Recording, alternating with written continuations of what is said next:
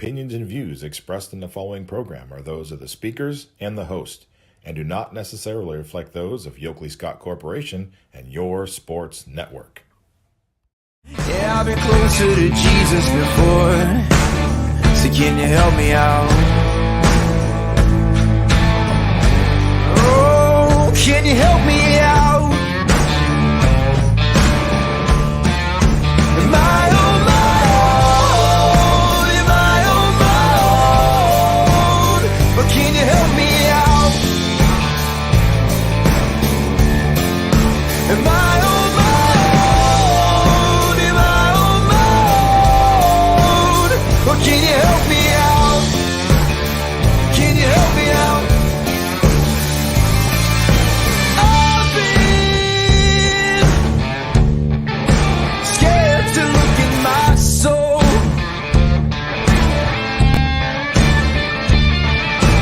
I've been afraid I would follow the road. Yeah, afraid of the things I've been told.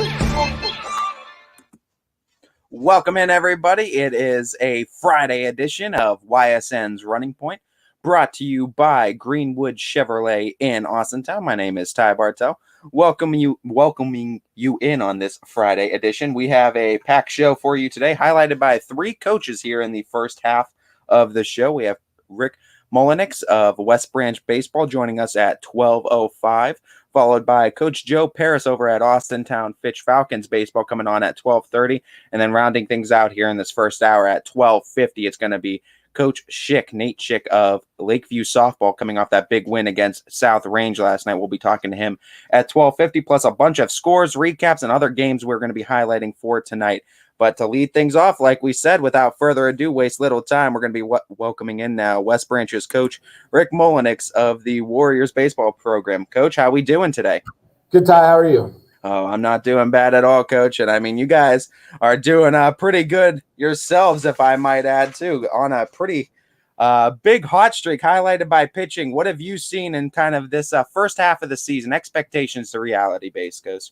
Well, like we talked about in a preseason interview with you guys, we're a young team.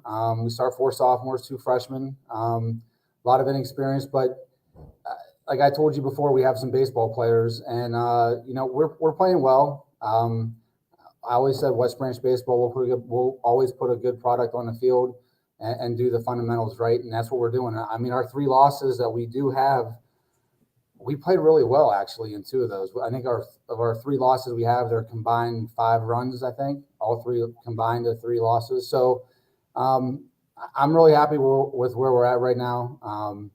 It's exciting. It's exciting to watch them play. It's been fun right so far. Let's talk about these last 2 games, Coach. I mean, first and foremost, these were 2 good squads in the Cardinal Mooney Cardinals and the Ursuline Irish. And the Cardinal Mooney game, I think, really opened some people's eyes to what this offense can do and what it can become. And then again, another shutout too in back-to-back games with Mooney and Ursuline. What have you seen in recent games here that has been so strong? I mean, pitching has been dominating these last couple games. Yeah, I mean, it's like I said, throw the ball over the plate. We're averaging just under 2 walks a game through our 12 games so far. I think we have like 23 in 12 games, so it's just under 2. We've actually have had 7 different guys toe the rubber, so to speak, and pitch in our varsity games for us. So it's not just we're using 1 or 2. We've had 7 different pitchers throw in those 12 games. To be fair, Cardinal Mooney, they were a little light-handed that day. They had some guys that were missing that were in Florida. But to give their coach credit, he could have easily canceled the game, and he still played. I know they had some of their starters there, but I know they were missing a few, and I think that had a lot to do with the impact of that score too. Looking at you guys, though, no doubt. I mean, we talk about spring break coming up, but there's been just a lot of struggle in getting games in at all, too. Right. Talk to me about the challenges that you as a coach are facing with trying to keep these guys involved and focused in a game when day to day you don't even know if there is going to be a game. We've played 12 games. We have game 13 today and game 14 tomorrow. I would be willing to bet that's probably one of the tops in the area as far as getting games in. We'll be halfway through we're actually only one game behind from our regular schedule at the beginning of the season. After Saturday, we'll be one behind. So I think we're a little bit ahead of other people. We do have a very beautiful facility. It's partial turf. It's not, I mean, there are baselines and mound and home plate are turf, so that makes it a little bit easier just having to get the dirt surface ready. So we take a lot of pride in that, and I think that helps play. Like we played yesterday. I'm not sure how many teams in the area got to play yesterday that didn't have full turf infield, but we got our game in. So it has been an extreme amount of stress as far as pretty much every single day. It's, can we find a game? People are canceling other people. We're trying to get a game in. Do we have umpires then if we cancel? Because there's a shortage of umpires. And then when you cancel a game, if you lose those two and they get picked up by somebody else. And then JV games. I'm a big person. I like to try to get last 2 seasons. We've gotten 27 games in for our JV program too, because they want to play. I think we're at 7 or 8 with our JV guys, but they have a game scheduled right now every single day till May 12th. I mean, I try my hardest to make sure that our entire program gets their games in, just not at the varsity level. Do you see it as an advantage or a little bit of a disadvantage with having, I mean, obviously having a beautiful facility, I experience it, seeing it at Fitch as well, though, but having as many teams come into that facility as well and not getting that chance to play outside and playing other fields or at other ballparks, do you see that as an advantage, disadvantage? Weigh that out for me. Well, I think it's always a comfort level when you play at home. You know your field better than anyone else. We know the way the wind goes, how the ball. I mean, it's definitely an advantage to play at home. However, it's a lot easier to play away.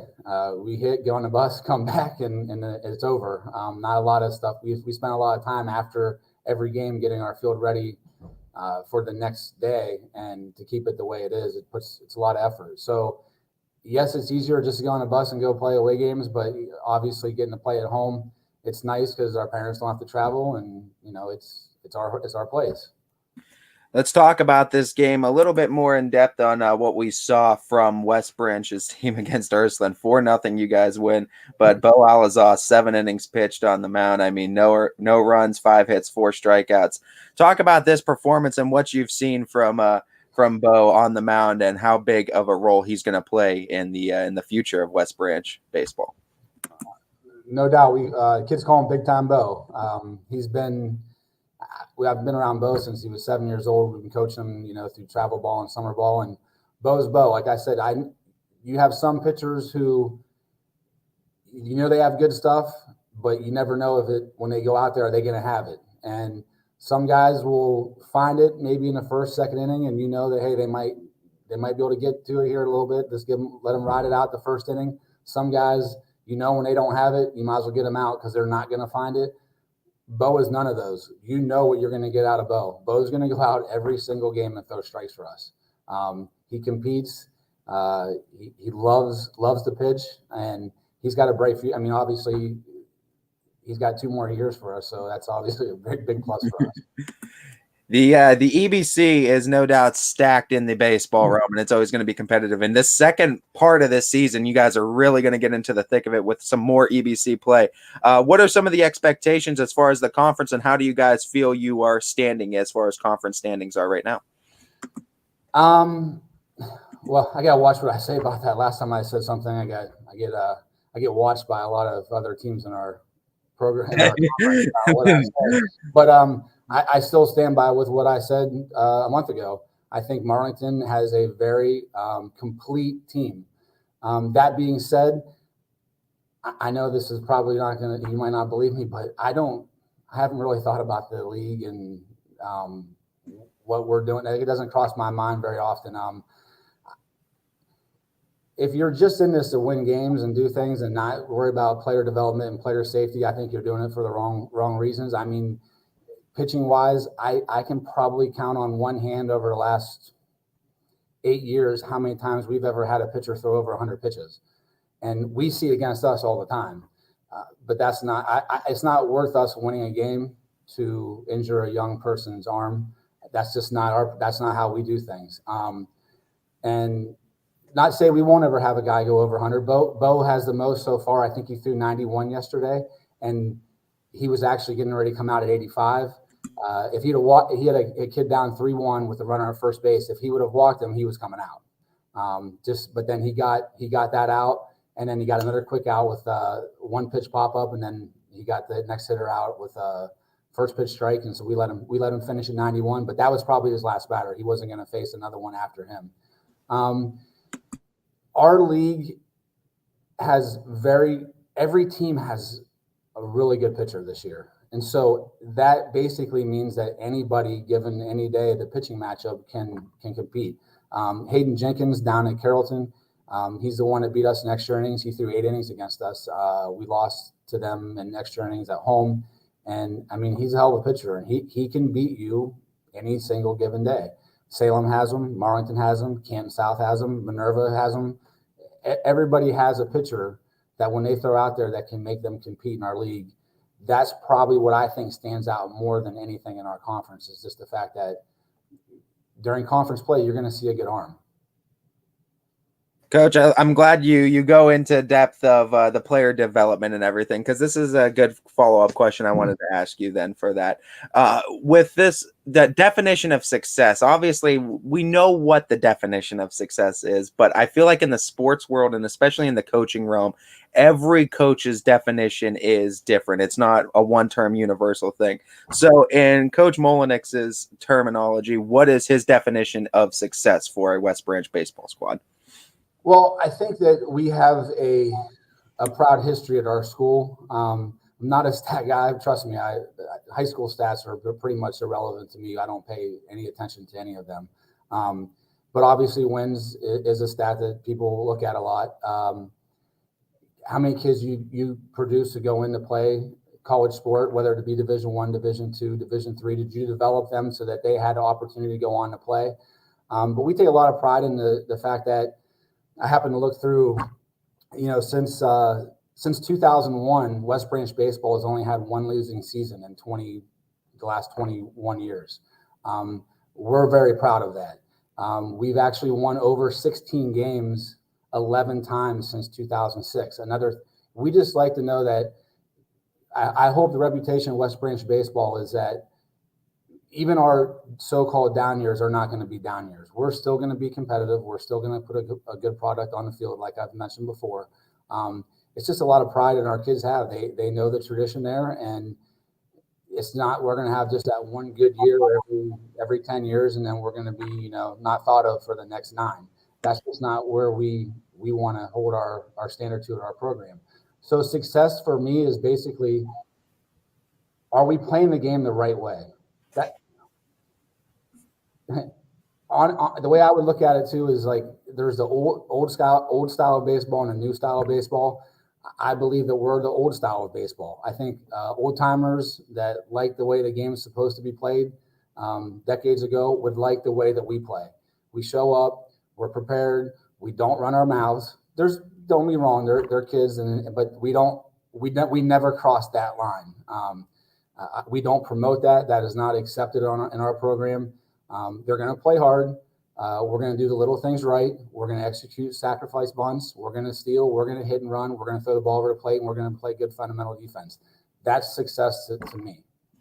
And on top of that, I think you guys bring a little bit of that new age of baseball and following that kind of sports science too, and looking at the more health and safety precautions for pitchers. And I really do commend that. Coach, final question for you, and then we'll let you get out of here too. I believe next on your docket is Cuyahoga Falls, but I know schedules are always changing. So is that still standing right now? Yeah, Cuyahoga Falls would be a good challenge for us, Division I school. And that's another thing we try to, again, we could schedule to where if I want to win 20 games a year, but that doesn't, again, develop our kids. Don't get me wrong. I'm hoping that here in the near future, we can have Cody Jones at Marlington High School, for example. I say in Marlington, but their schedule is extremely difficult this year. He knows he has a good team, so he challenged himself. I mean, he goes out, he's playing Defiance, Hamilton Baden. He's trying to do the same thing. He's trying to make his team better.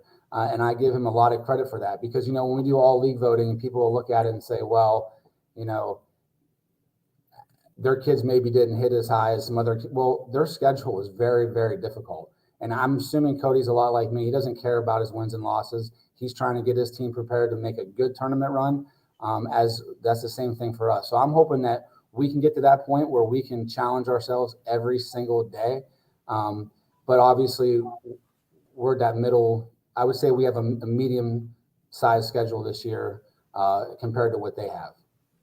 Coach, before we let you go, too, Chris Ziegler wants to get in on a question real quick. What's the goofiest thing one of your players have done this season where you just shake your head and laugh? Oh, man.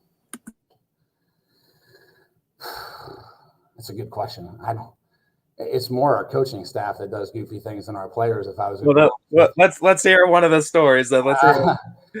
I don't even know if I can do that. We don't gotta save for work stories. Yeah, we have to. When we're Roth here, I could probably share some, but no, it's just we have a great atmosphere. Like I said, we have really good kids, and I credit the parents. We have great kids, great parents, and it's just fun to go to baseball every single day. Honestly, it's just I don't ever go, God, I can't believe I got to go today.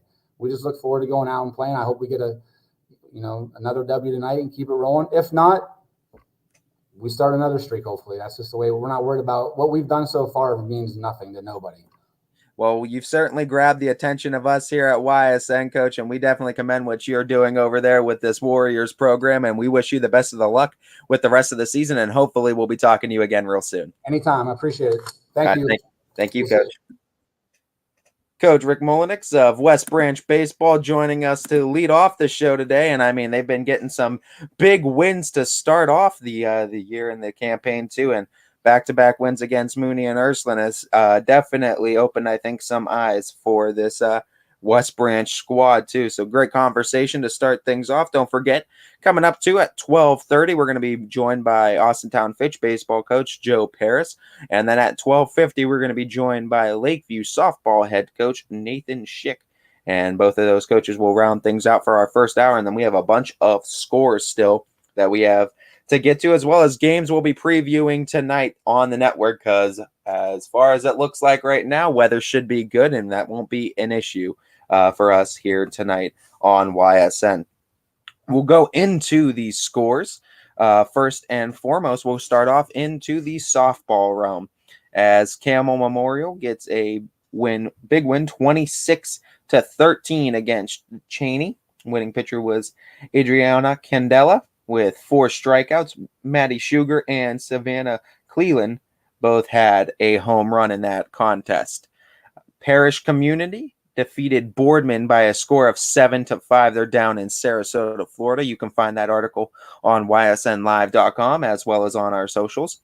Big win here for Champion inside the conference, and we'll have to talk about this too. Let's bring up actually the softball power rankings and just check in on where everything is looking like right now. Don't forget, this is the power rankings heading into this week. This is this week's power rankings, and ahead of week 4 now. Number 5 beat number 6. Champion beats Crestview 6-3, as the winning pitcher was Abigail Meters. 7 innings pitched, 3 earned runs, 8 hits, and 2 strikeouts. And Isabella Meyer went yard in this one as Champion, 5-seeded Champion, defeats Crestview again by a score of 6-3. We'll see again. That's another huge win for a Champion program who's now defeated both the Rebels and the Bulldogs of Lakeview in this week. Got to feel like that's going to move Champion up, as well as you want to talk about Lakeview. That's why we're going to have Coach Schick on. Big win for the Lakeview Bulldogs last night against the South Range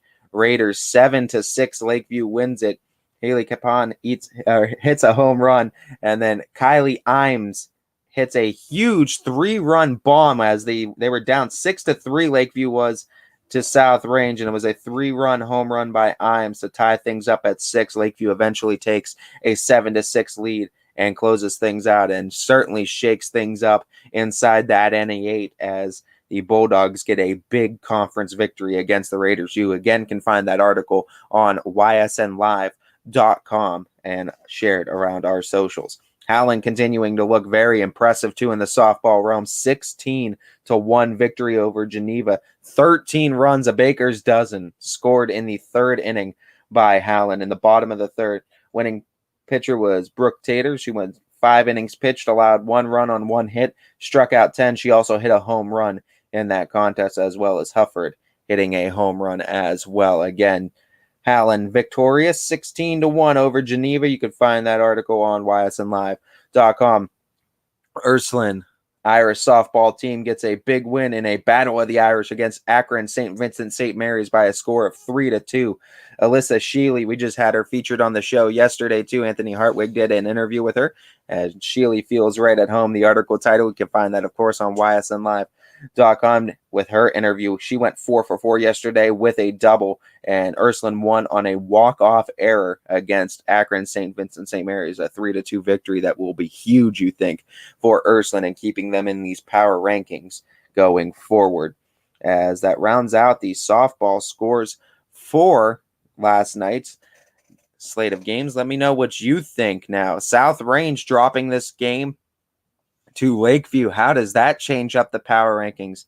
How does Champion beating Crestview switch things up? Ursuline beating St. Vincent St. Mary's is certainly something that is going to shake things up. It's going to go interesting for sure, and how these rankings are going to play out as we go from one baseball coach and Coach Molinix. We're going to go right to another now, as it's going to be Coach Joe Paris of the Austintown Fitch Falcons, who are on somewhat of a hot streak, if I may say so myself. Coach, how we doing today?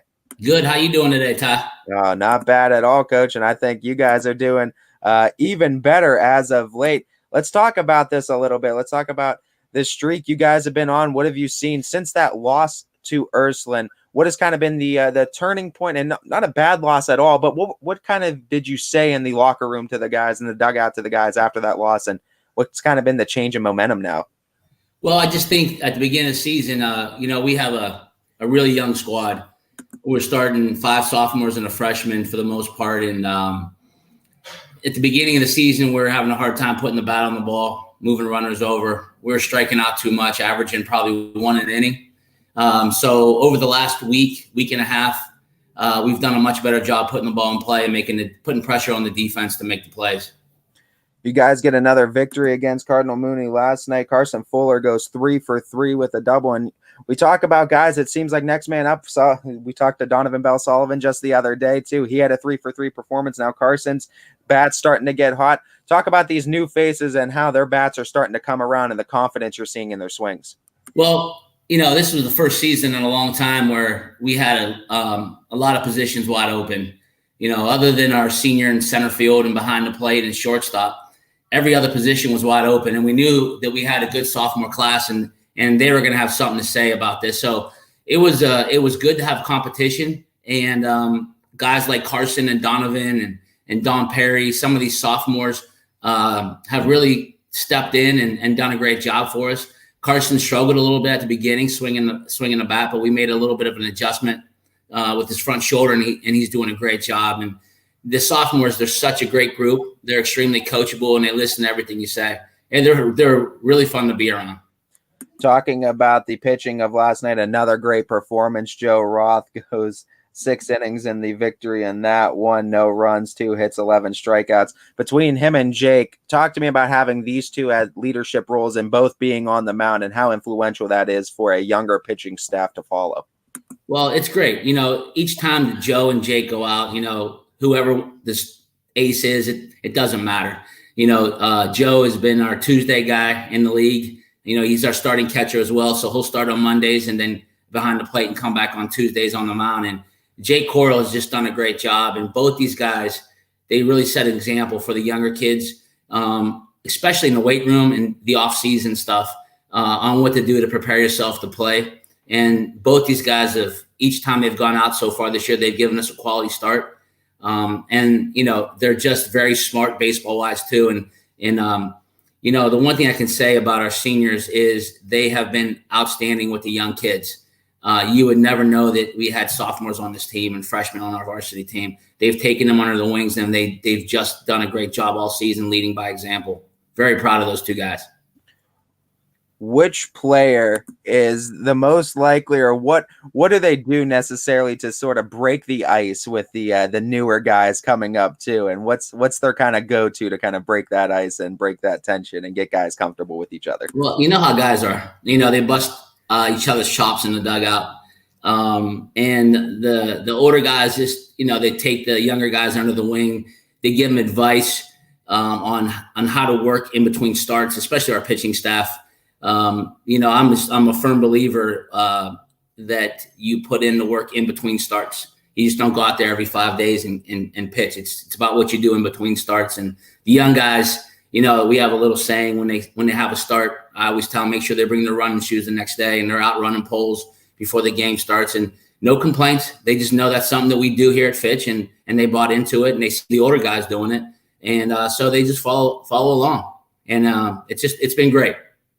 You guys have been able to get a lot of games under your belt this season, as opposed to the weather trying to be adverse to a lot of teams. You guys still able to sneak in a bunch of games. Talk about this facility that you guys are able to play into and how beneficial this is going to be come tournament time. Well, it's a tremendous asset to us, to our program here at Fitch High School, and the administration, the Board of Education, our superintendents, our athletic directors have really done a great job maintaining this facility, putting it together for us to play. We have 13 games in right now. And so, the other coaches in the area have been gracious, I guess is the word. So like yesterday we played Mooney. It was supposed to be at Scene, which was unplayable. And they were nice enough to come to our place because they want to play baseball just like we do. So, we've been blessed. The facility it's amazing. It's breathtaking.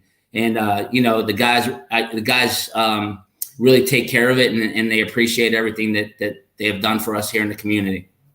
Let's talk about this conference. I think no doubt one of the toughest conferences that you guys play in, and you've only gotten a couple games in with Harding, so you got to really get into the thick of it in the second half. Do you allow the attention that is being given to the teams such as the Canfields and the Boardmans now kind of play as a chip on the shoulder for you and the guys going into this conference play? I would be lying if I say I didn't. We knew that Canfield was going to get all the attention with the team that they have coming back, and rightfully so. Gary does a great job over there with those kids in Canfield, and they just got some studs to play over there. But I can promise you this, my guys aren't going to back down. We're not scared. We're not afraid. We're going to come out and we're going to play hard, and whatever happens, happens. But we know that if we come out and we play hard, that we can live with whatever the results are. And we're not scared of anybody. We'll play anybody anywhere, and that's just our mentality. And that starts, that starts with our seniors. That they have that attitude where they don't care who's pitching against them. If they're throwing in the 90s, bring it. And they're going to go out there and we're going to battle, and we'll see what happens. But Canfield deserves everything, all the attention, and Boardman as well. Joe over there with those kids, those are great coaching staffs, and they prepare those kids very well. Let's talk about some of the younger guys that you're seeing on this squad too that are really stepping up and making a name. We mentioned a couple of them too, but what are some other talented guys that you're excited for seeing in the future of Fitch baseball? Well, we'll start with the youngest. We have two outstanding freshmen in Carter Owens and Mason Petridis.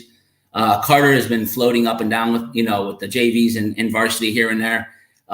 He's a shortstop. He's probably going to be our starting shortstop next year for the next 3 years. And Mason has played third base for us. He started some games. He's come off the bench. So he'll be our starting third baseman going forward probably. And those two guys are going to eventually be our top two guys in the rotation as well. They're only freshmen. Carter just threw a no-hitter the other night at the JV level. So both those guys got a bright future. So that's the freshmen. And there's plenty of other freshmen as well. Those guys that are down to JVs just quite aren't ready yet to be brought up. And the guys that we have at the varsity level have been doing a great job. And we have a sophomore in Don Perry in left field. We have a sophomore in right field in Drew Kashak. We mentioned Carson at second base as a sophomore. I don't want to forget Hayden Wormuth. I just brought up from the JVs. He's been playing a lot of first base for us lately, and Donovan's a big part. Donovan has solidified the 5-hole, as I mentioned the other night in our lineup, because I moved Mikey Shortino from the 5-hole to the leadoff spot to try to get him out of a little slump that he was in. And he's very comfortable at the leadoff spot. So Donovan has done a great job. He stepped in that 5-hole and solidified the middle of the order. So we have a bright future. I thought, it would be a little tougher for us. Like, I didn't know we'd have this much success this soon, but the guys are playing well together, and there's a lot of chemistry there. The guys are unselfish, and that's a big part of the success that we're having.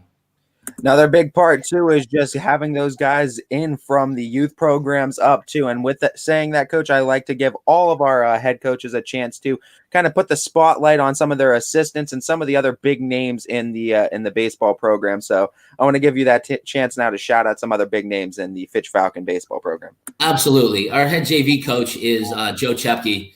His name is well known throughout the community, and Joe does a great job with the JVs. I love his philosophy. You know, he has a core guys that get a lot of playing time, but he makes sure that all the other players get, you know, enough at bats and get enough playing time. And Joe understands at the JV level that it isn't about winning, but anybody that's coached JVs, they want to win just as bad as everybody else. And Joe's very loyal. He's very dedicated. And we also have a freshman coach, John Drummond, who's a teacher in the school district. He come over from Mooney a couple years ago. He's a high school teacher for us, and he does an excellent job. He's very knowledgeable about the game. Joe's younger son, Joey, is our JV pitching coach. He calls all the pitches. He played for me, under me, and so he and I think a lot alike.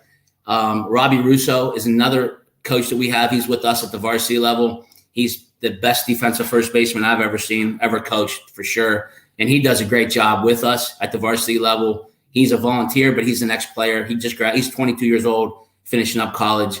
So, you know, the varsity coaches, Jake Corbett is my assistant. He's been with me for however long I coached. You know, we coached basketball together in middle school, and Jake is our third base coach, and he's our hitting coach. And then we also brought on Frank Bugos, who's our first base coach, and he does a great job with the kids as well. Frank and I we actually coached Little League together a couple of years ago with our boys. So Frank and I have been together as well. So all in all, we have a great coaching staff. It's a family atmosphere. We all get along, and we're all loyal and dedicated to this program. Coach, before we let you go, I just want to highlight the number of attendance that you guys have been getting. Has been really nice to see at these ball games. A lot of people getting out and supporting. What does it mean to you to just have a community that is so hungry for its baseball too, and gets out there and supports its baseball just as much as any other sport? It seems like it's awesome. I don't really focus on the crowd as much. I hear them. I try not to look up in the crowd. There's been times I didn't even know my wife was at the games and she was there, but you know, I just try to carry on the legacy that Coach Coppola set forward at this program. You know, he's a legend, and then Coach Ford followed him, who's another legend. I'm just trying to make those guys proud. And I'm a Fitch baseball guy myself. I went to Fitch. I played. So to see the community come out and supporting our boys and our parents, we have a great booster club led by Gennaro Russo, and our parents are fantastic. They don't miss a game, you know, so it's been great. It's one big happy family in Austin town, and we have a great community that we live in, and I'm just blessed to be a part of it.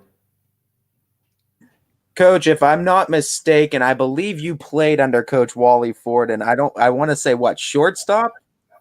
I wish I played under Coach Ford, because that means I'm a lot younger than I am. Unfortunately, that's not the case. I played under Coach Coppola, and I was a pitcher. For the most part, and a fill-in second baseman, but I went on to play in college as a pitcher, so I wasn't much of a second baseman or a hitter. Okay, I was a pitcher.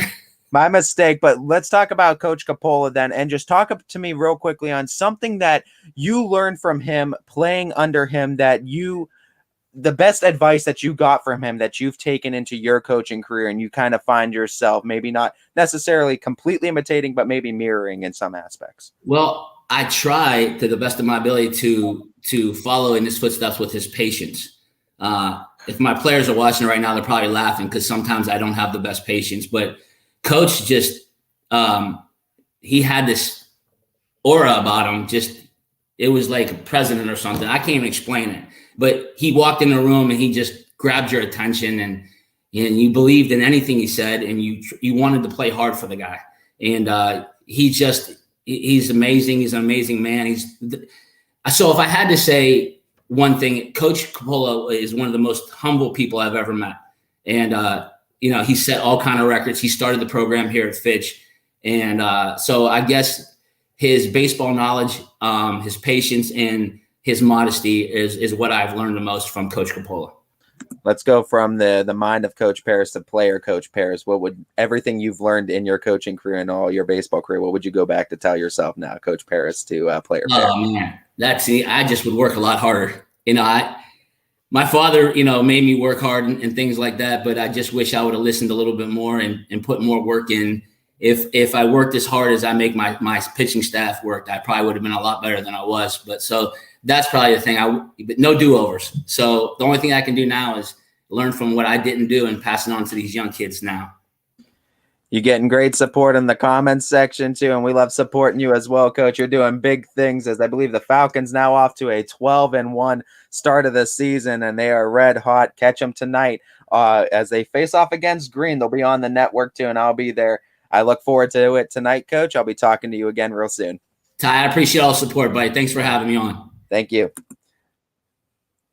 Coach Joe Paris of the Austintown Fitch Falcons joining us here, and that was a great interview. First time we were able to get Coach Paris on for an actual coach's corner. We featured him for a post game before, but no, just nice to talk to him and get a little bit more in depth to the coaching at Austintown too. As it's been a very short coaching list too, as long tenures there and multiple coaches in the three, I think now in the last however many years. It's been a long tenures for both Coach Ford and Coach Coppola. And of course, we know the field named after Coach Coppola as well, too. So no doubt, just great coaching that's been there at Austintown Fitch, and Coach Paris trying to continue that tradition. So we always look forward to it, and we'll be looking forward to seeing the Falcons on the network tonight. And we want to speak about scores going on around the area and games that we have articles for and games that just happened last night. Let's get into our baseball scores, and while we're doing that, we'll simultaneously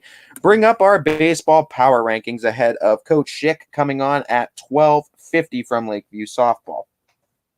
Some scores that happened around the area.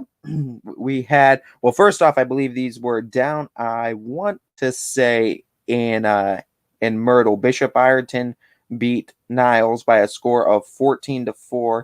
And NDCL beat Niles 3-0 last night. Edison also beating Lisbon 3-1. Those are just some other boys' scores that happened around the area in baseball. Some games, we have some articles for you coming up. We have Fitch that beat Mooney. We just talked with Coach Paris 10-0. Joe Roth, 6 innings pitched, no runs, 2 hits, 11 strikeouts. Carson Fuller, we said 3 for 3, 2 doubles. Mikey Shortino, Brandon Popio, and Aiden Warmouth all had 2 hits, as 12-1 now on the season, 8 wins in a row for the Falcons.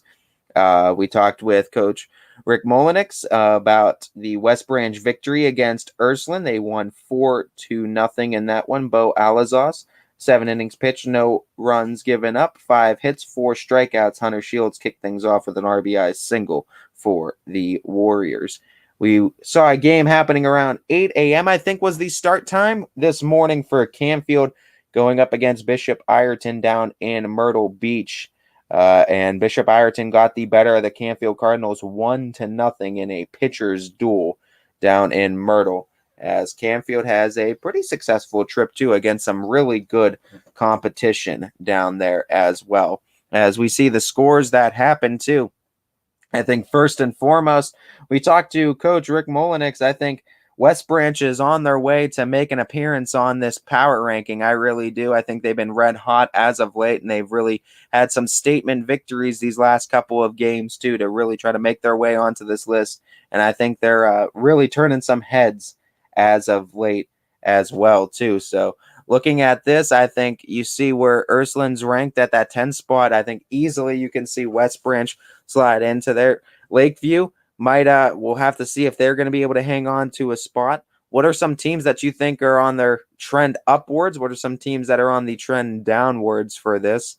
And let us know what you think of this list going into week 4 of the power rankings coming up. I believe should be on Monday, I think is when we're going to see the drop. But as we get ready to close out this week of baseball, and we're going to see which teams are going to be on their way up and down. We have full slates of games both Friday and Saturday we'll have to get to and talk to you about. We also have some other results to get to. First, in the boys tennis realm, McDowell beat Howland by a score of 4-1.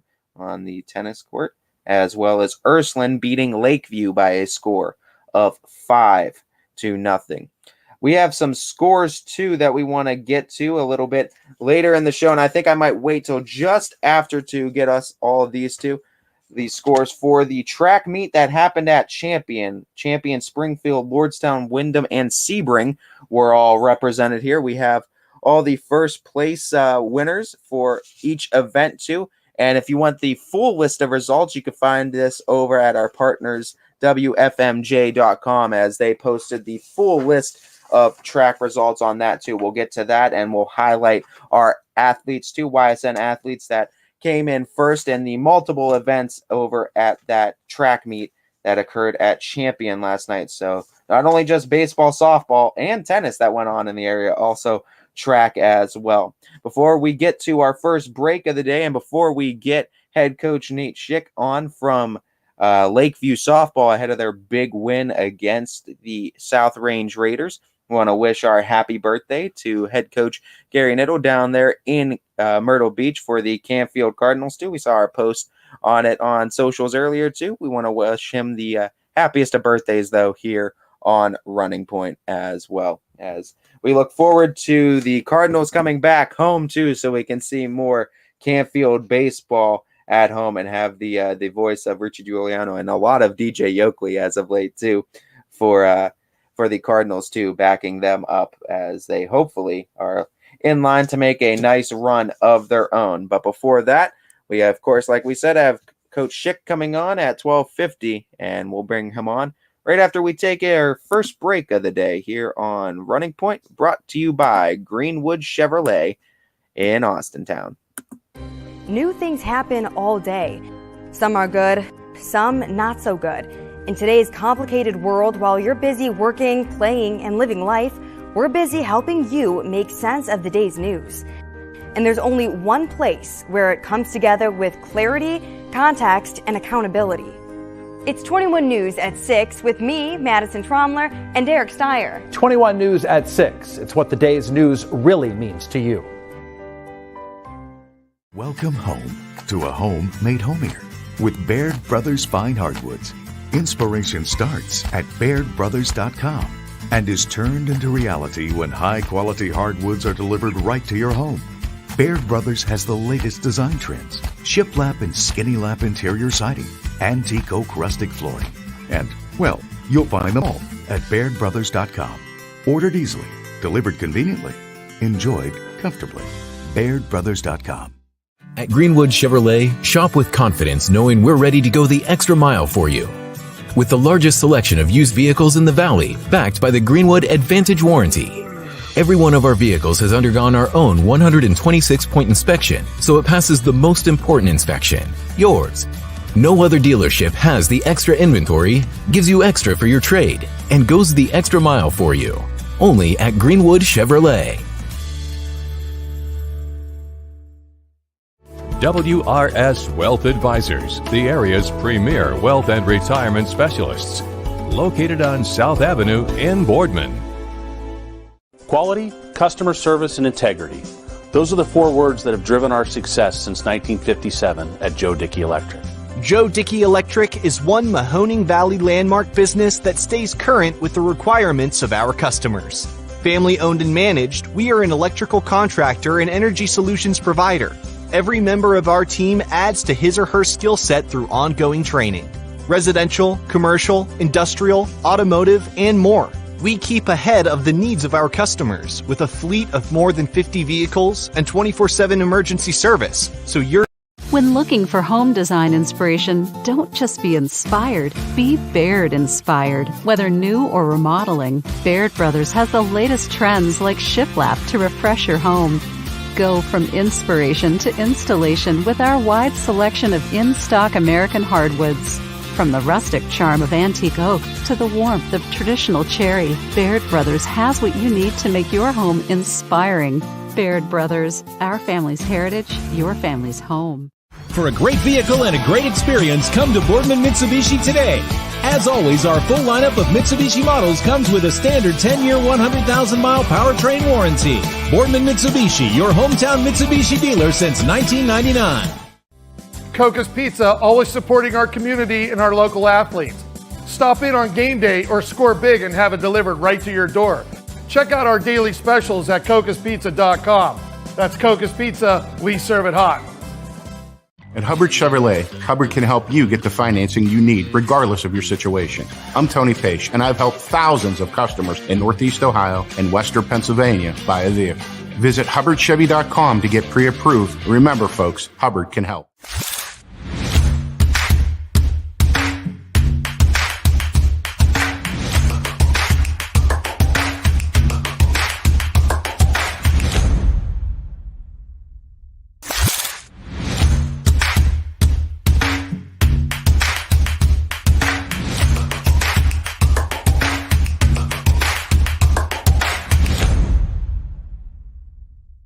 You're not waiting to see what the world has in store for you. It's more about what you have in store for the world. All you need is the opportunity. All you need are the resources of a large university and the advantages of a personalized academic setting where you can experience new worlds in the arts and sciences, business, and education and make them your own. We are where you shape your future. We are Youngstown State University and proud.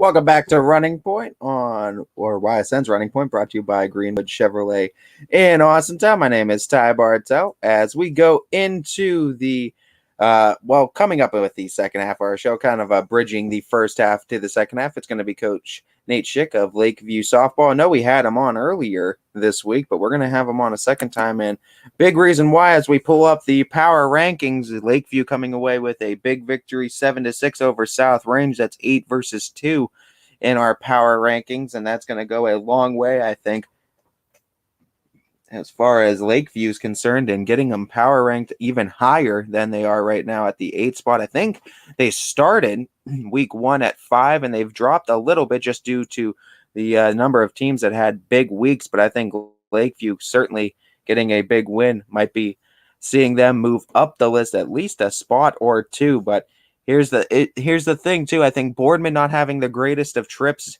down in spring break, I believe playing Sarasota, Florida. So not having the greatest of trips there. So that's opportunity for Lakeview to jump there. And does Crestview losing to Champion, is that a big enough loss for Lakeview to jump 2 even? And how far does Champion move up to with a win? With Champion beating Lakeview, but Champion also recently beating Crestview too. Are those 2 big enough wins to move Champion up this list at all and get them potentially in the top 3, as we see West Branch and Ursuline? West Branch suffering 1 loss, Ursuline suffering their second one this week too. Fitch having 1, and South Range now suffering the 1 to Lakeview. It's going to be interesting how things are going to shake up going into week 4 of the power rankings. As let us know what you think. What are some teams that you think could make this list? What are some teams that are on their way up and on their way down the list? And are there teams that are at risk of dropping off altogether right now? As we swing over to the baseball side, we were going to continue that conversation that we were having too about these teams and how they're shaping up right now. Canfield, even though dropping the game today too to Bishop Ireton, we'll see how that's going to shake into the power rankings right now.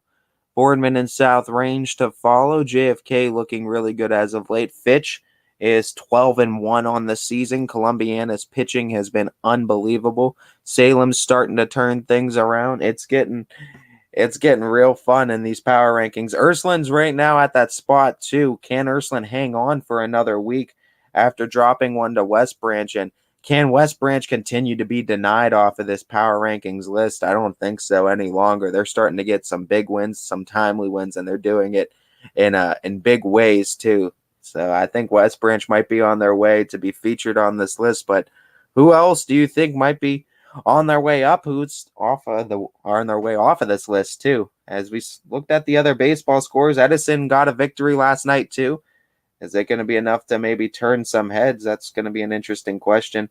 And Fitch, I think, just continuing to win. They've moved up this list from 7 to 5 now. They've continued to win. They're 12-1. And I think the biggest telling thing for that, and what's really going to shake up these top 5, is when this AAC conference play really starts to open up, because Canfield Boardman still has to play each other one time.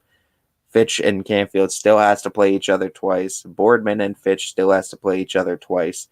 There's a lot of games that need to occur in that AAC. And then we look at South Range having to play Lakeview still too.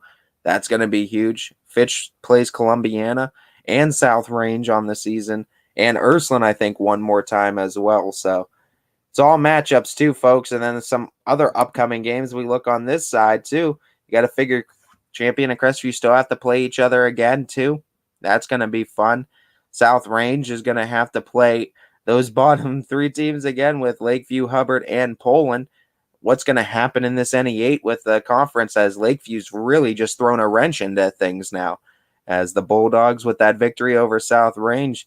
I think this NE8 is really up for anyone's grabs, and this is coming right off of South Range beating Poland in a walk-off fashion too the night prior. So beating the Poland Bulldog softball team and then dropping one to Lakeview, it's really going to, I think, raise some questions about where this NE8 is going to shape up and how it's going to finish, as it doesn't seem so much as it's a two-team race with some other wild cards thrown in. It seems like there's some viable teams that are really going to be competing, and this might be a really thick competition in the second half of the season, because with all these teams having to play, I think we're looking at a total of at least, I think, 7 or 8 games between these 4 power ranked teams, and something's got to give. We've already seen kind of everyone check each other off. South Range beating Poland. Poland, I think, beat Lakeview though, and then Lakeview beat South Range. So it's gonna get wild here going into the second half of the season once conference play decides everything, and we have an NE8 champion for us to decide.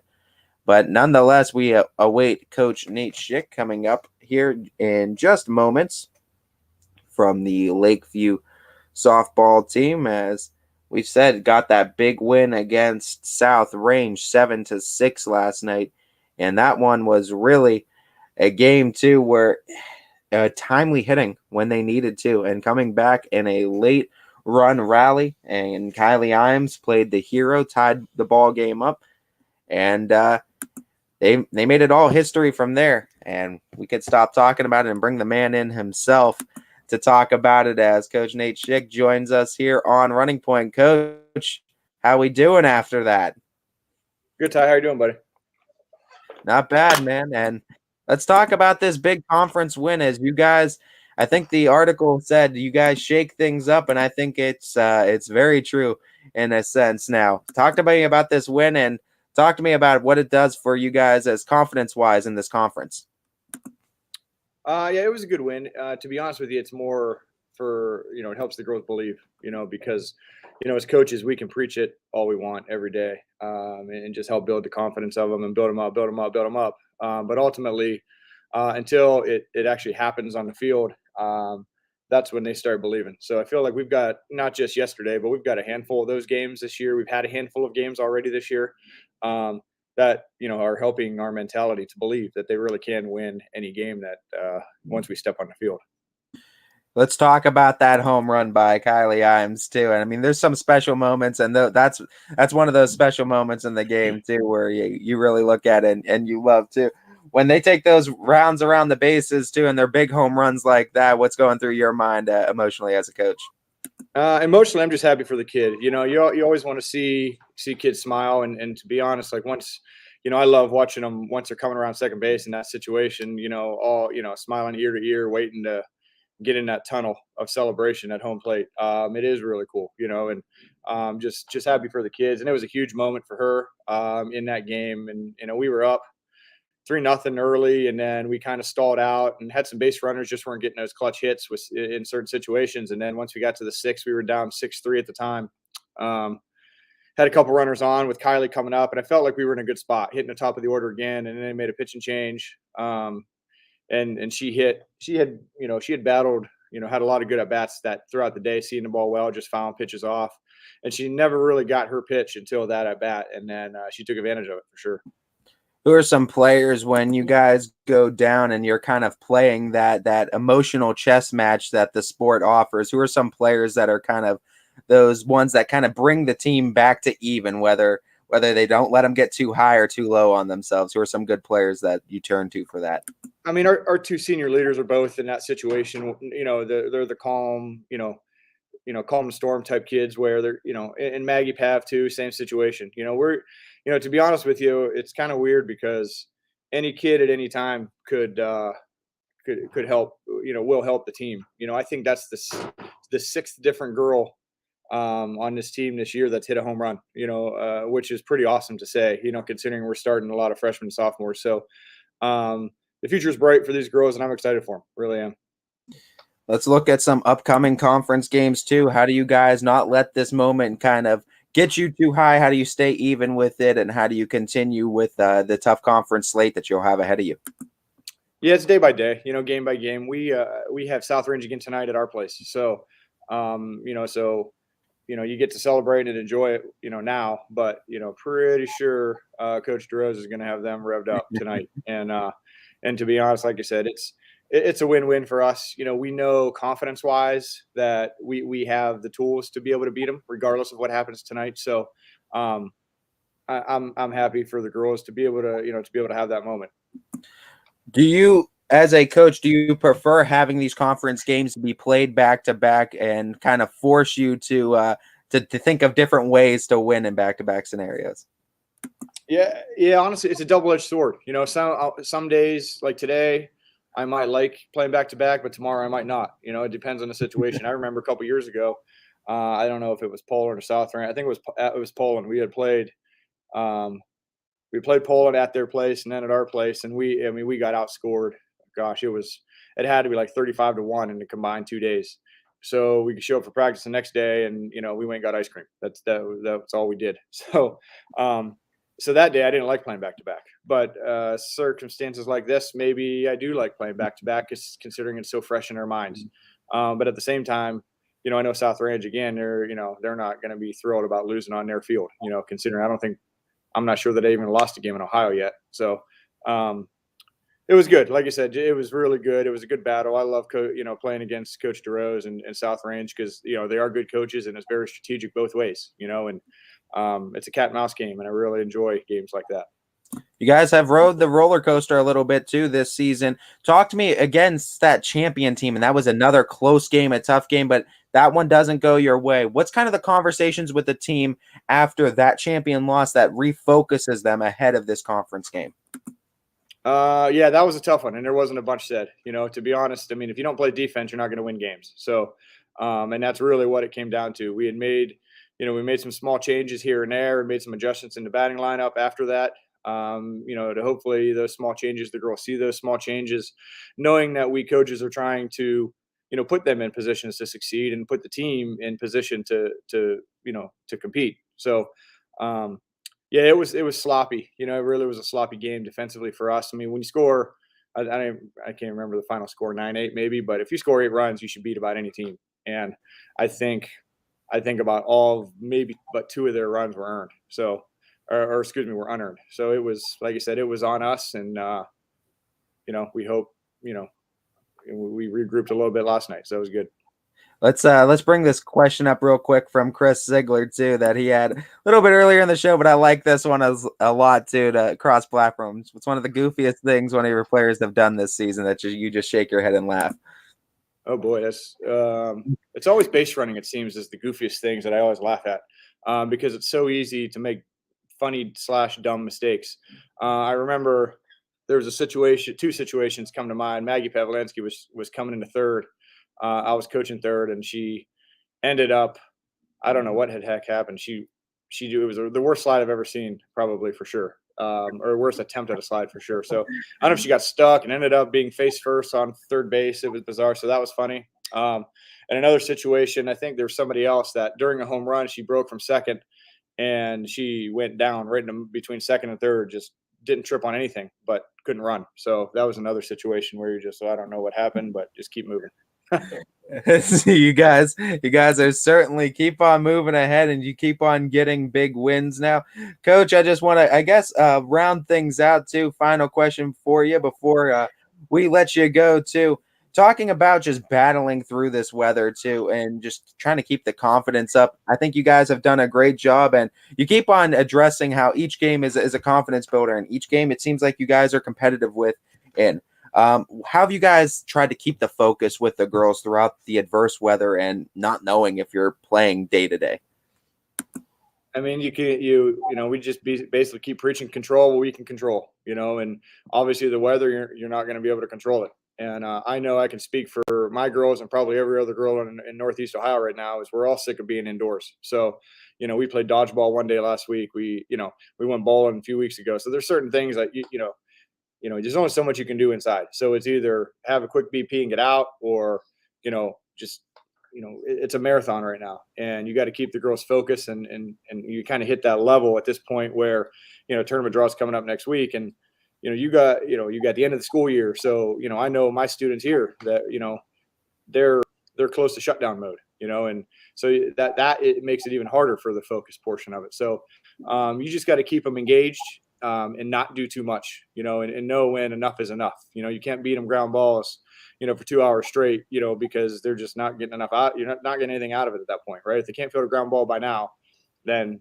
they're not going to be able to right now. So you just got to have patience with them and just kind of read their emotions, and really understand their emotions and how much is too much. Coach, I want to wish you the best of luck going ahead in this game against South Range and some more conference games. You guys have been exciting to watch, and you guys continuing to rack up big wins and continuing to stay competitive with some of the area's best. We wish you nothing but the best going forward, Coach, and hopefully we'll talk to you again real soon. Thanks, Ty. Appreciate it, buddy. Thank you.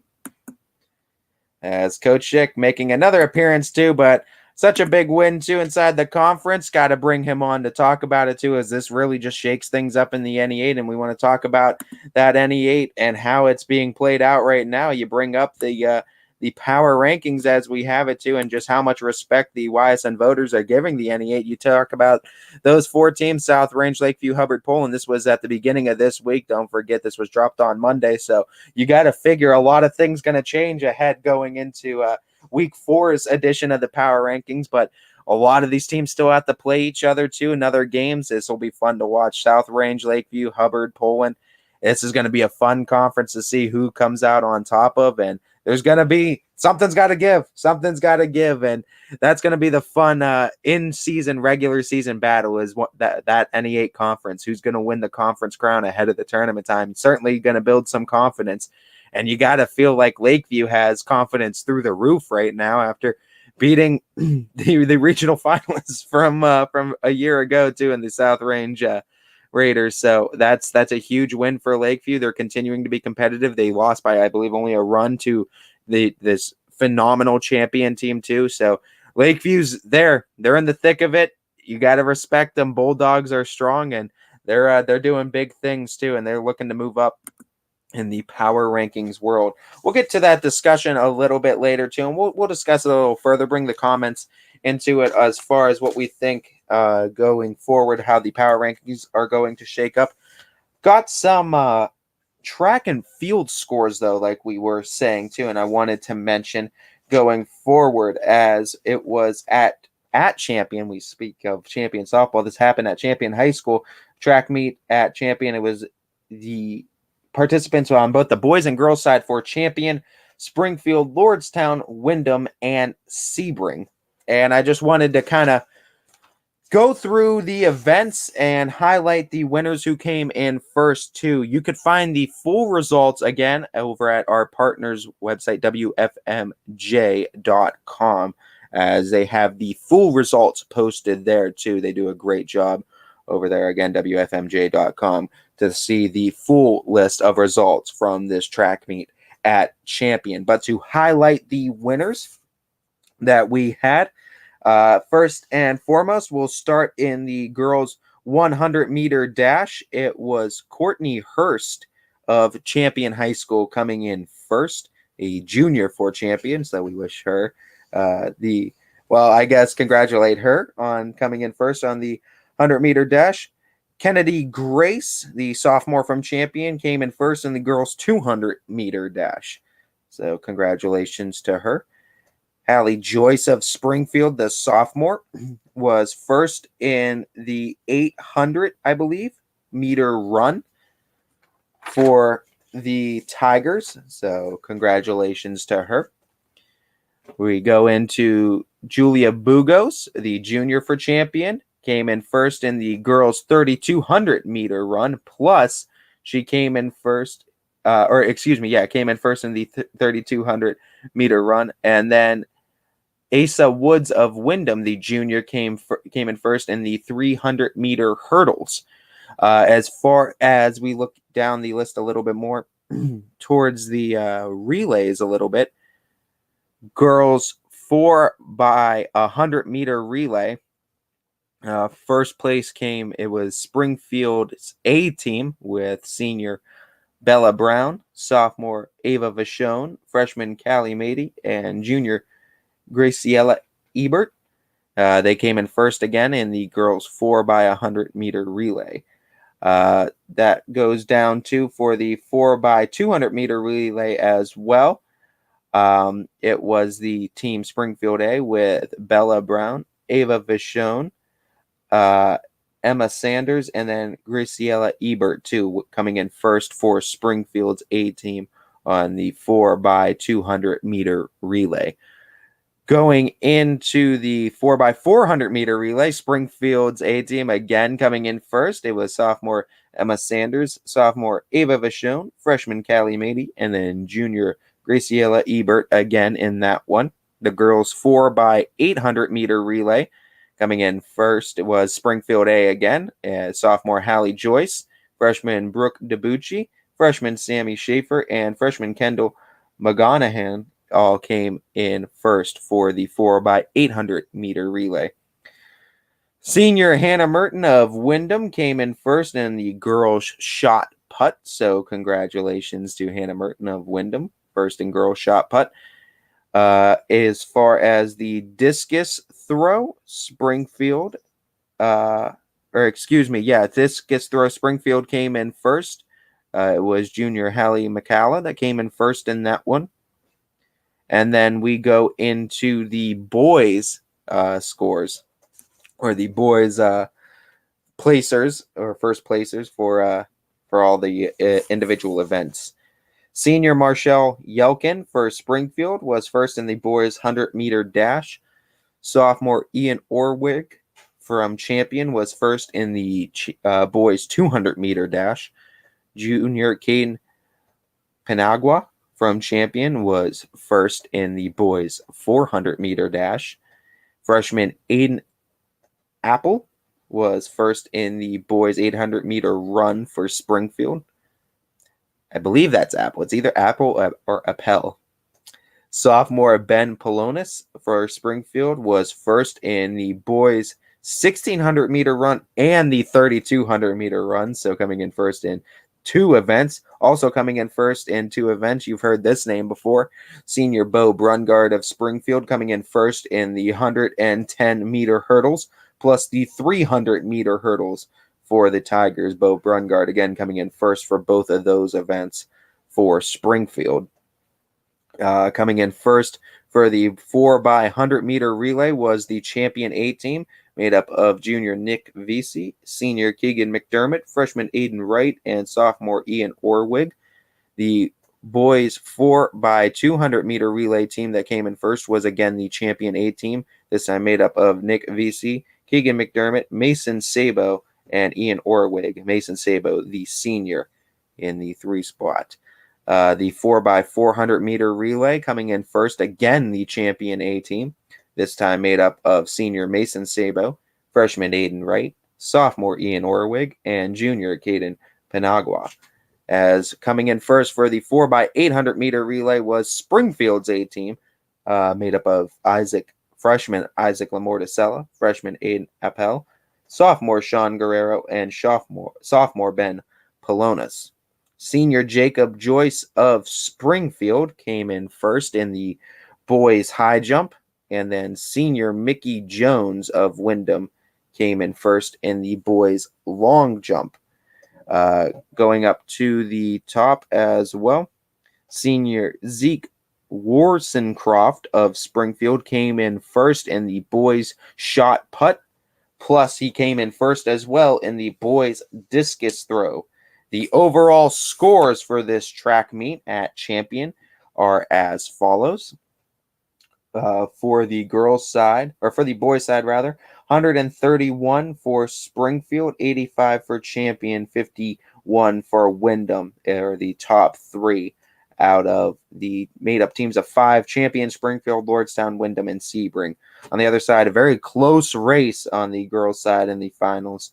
103 for Springfield, 100.50 for Champion, 100.5 for Champion, and then 70 for Lordstown, the top three in that one on the girls' side. So a very close one between Springfield and Champion, but Springfield overall undisputed and unanimous, both sides, as victors on the boys' side, 131 to 85 between 1 and 2. Springfield and Champion are placed 1 and 2, and then closer on the girls' side, 103 to 100.5 Springfield and Champion on the girls' side as far as points are concerned. But that was the track and field scores that we had come in, or scores rather, placers, I guess we should say. Again, you could find those full stories over at WFMJ.com as our partners over there at WFMJ have the full scores listed for you too for all those teams competing in the track meet at Champion. So go check that out over there as well. As we wanted to get back into this discussion real quickly on our power rankings ahead of the games we'll be bringing up for tonight and talking a little bit in depth. Talking first on the softball side, bring these fans into this one and bring the comment section into it. Let us know what you think. Some teams that you think are making noise in the softball realm that are on their way up this list, on their way down this list. Maybe some teams that aren't featured right now that you think need to be on here. Let us know what you think. That's the softball list. And, of course, same thing on the baseball side. Let us know what you think, 1 through 10 on the baseball side, and which one you think is on their way up, what teams you think are on their way down, and what teams you think might be featured in this power rankings going forward in the Week 4 power rankings set to drop likely on Monday. But without further ado, I want to look into the games before we bring in these power rankings and look up some of the big games that we're going to be having up here. First, we'll start in the softball realm as we pull up our schedule for tonight and let you know what's happening around the network for not only today, but tomorrow as well. First, 4 games that are going to be happening on the network. Cheney at United, going to be occurring at the Field of Dreams. And Chris Sigler himself going to have the call on that one. It's greenlit for the network tonight, so you can find that one on the network. Again, 5 p.m. First pitch at the Field of Dreams for that one. Chris Sigler, Siggy, going to be on the call for you on that one. So catch that on ysnlive.com. Another game that is going to be greenlit going into tonight's slate is going to be on the softball side of things. Oop, let's pull this over here.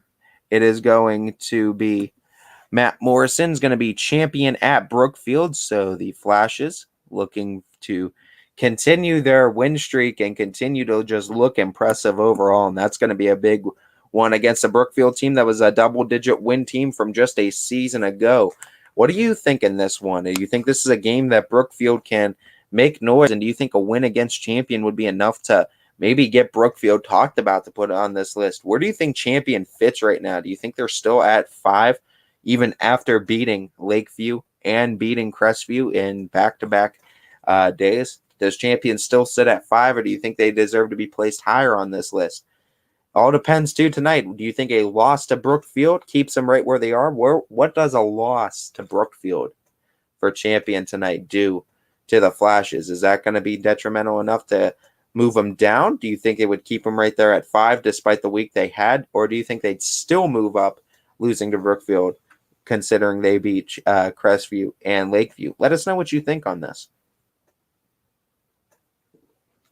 As another game that we're going to have greenlit on tonight's slate, it's going to be Warren JFK taking on Cleveland Central Catholic. Cleveland Central Catholic at Warren JFK for softball. Dom O'Brien's going to have the call for that one. That's happening again. It's going to be a 5 p.m. start on that one, greenlit to be on the network tonight, so make sure you catch that one. Some other games that's going to be happening around the area, not on the network, but you should catch live in person if you can. 4:45 p.m. start time slated for Lakeside at Struthers on the softball diamond. Wildcats going to be back in action for that one.